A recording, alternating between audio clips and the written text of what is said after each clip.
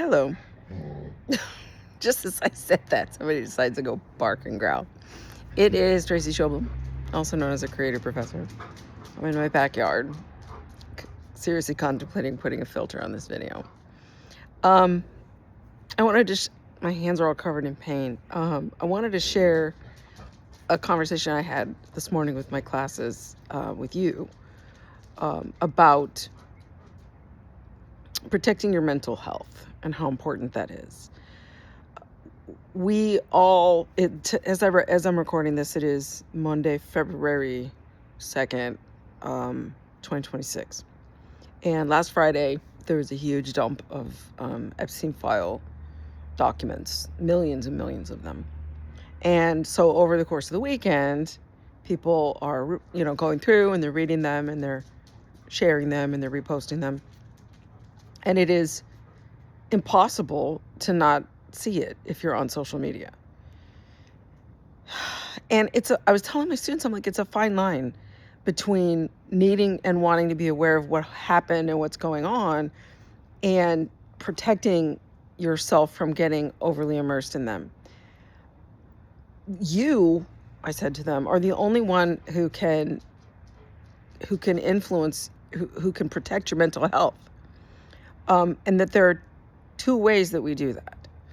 One is to withdraw our attention. And so for me, I'm trying to avoid social media as much as possible today. It's not possible because I'm curious and I want to know about other stuff.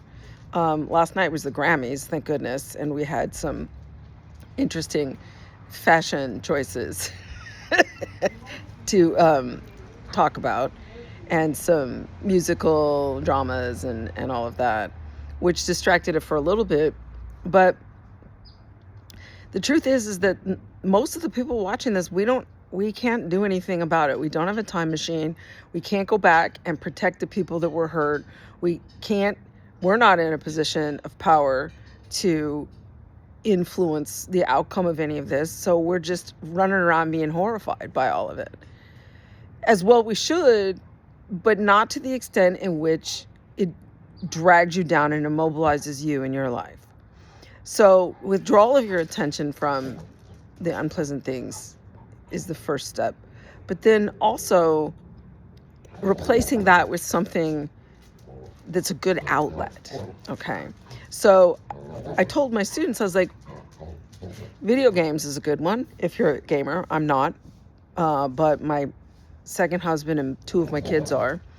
And it's really immersive. And even role-playing games where you go and you blow stuff up.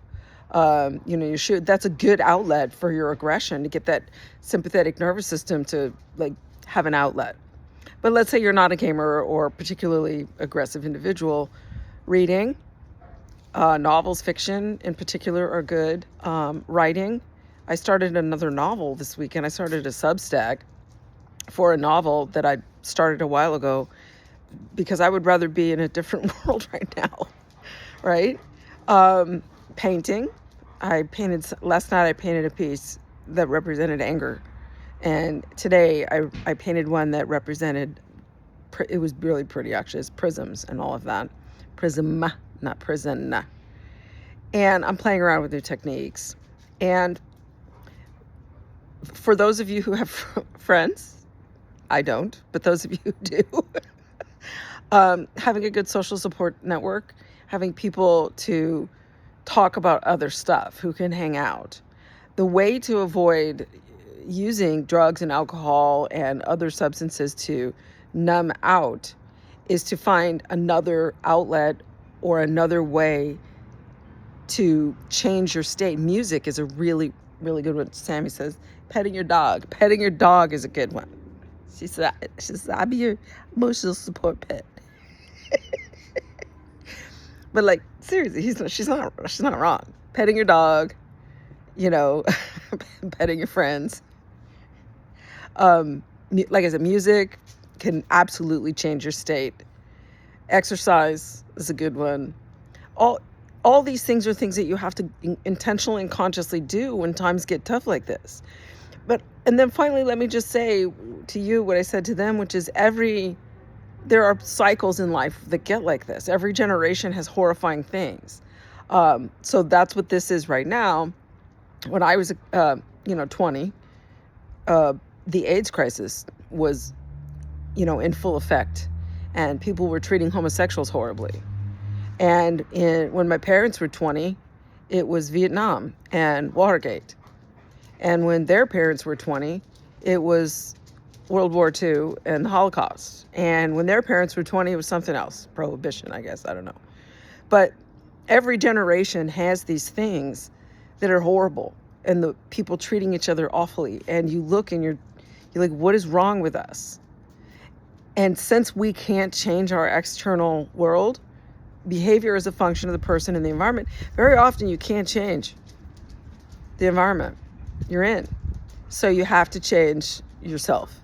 And the way to do that is to minimize your exposure to it and then find healthier creative outlets. So that's all we got going on this Monday in my backyard. Let's see if I can find a filter. I'm tired. Bye, everybody.